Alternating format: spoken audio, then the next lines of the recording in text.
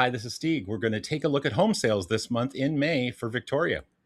So when we look at the median days on the market in Victoria, it took 11 days to sell a home in Victoria in the month of May. And that means that half of the homes sold faster and half of the homes sold slower than 11 days.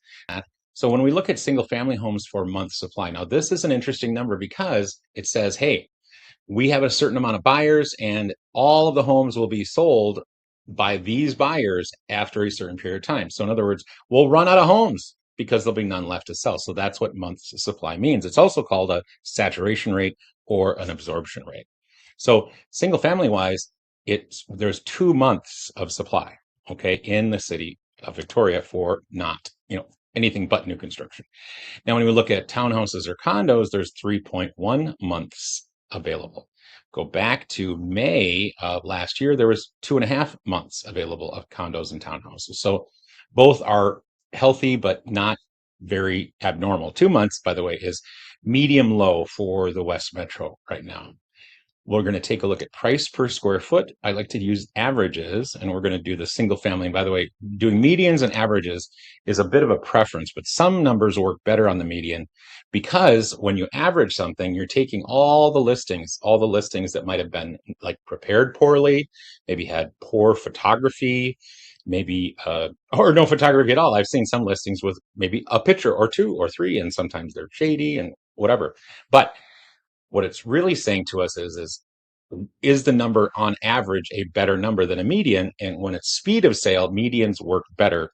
Averages work better when you're trying to figure out the ends of the market, the really fast ones and all the way to the ones that have sold, but it took a long time. So with all that to be said, Victoria, $217 a square foot for single family homes for a price per square foot. That is up 5.3%. That's a pretty strong statistic.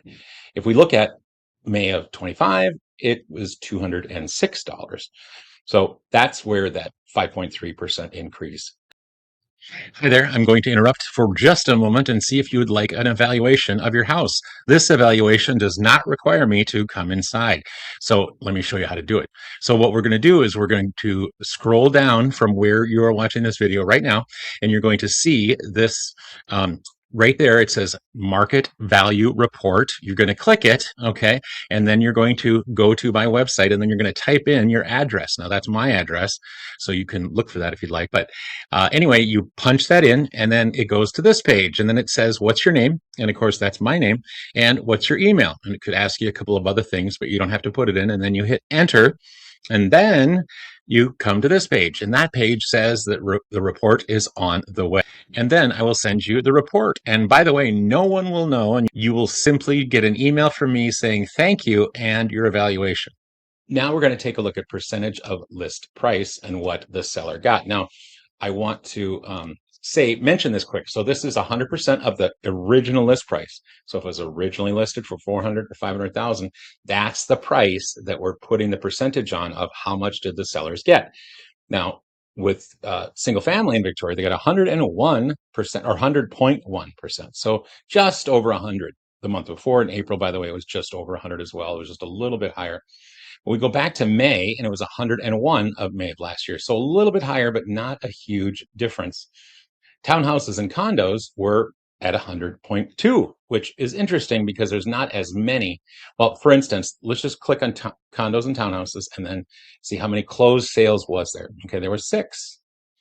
And we can maybe look at single family. How many was there? Well, there was 14. So if there's not that many, it kind of skews the numbers. But going back to list price. So with condos and townhomes, 100.2% is good. Most of the area is right around there. It's between 99 and about 102, which is healthy, but not, it's not a hate crazy buyer's market, but it is still a seller's market. But sellers are giving up a little bit more, but not always in places like Victoria. Why? Well, for a number of reasons, but one of them is Victoria, for the most part, is a lot of new or newer construction. There's very few homes built prior to probably 1990 in Victoria, but there was a whole bunch built in the last number of years.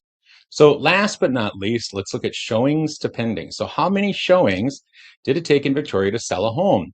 And now this is crazy low. And by the way, this is the lowest showings to pending I have seen for a long time in the West Metro. 4 showings. So that means even if it was on the market for, let's say, 5 days, it took 4 showings. If it was on the market for one day, it took 4 showings.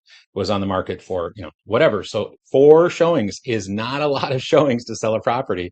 Now that's single family. So we can actually put in the average and see. The average was a little bit more at 7, which tells us that there were some listings out there, maybe a handful put on the market that were in need of better marketing, better pictures, or something like that.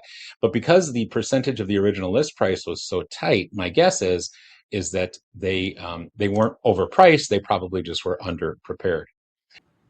Thank you so much for watching. I really do appreciate it. Let me know how I can be of service until I see you again.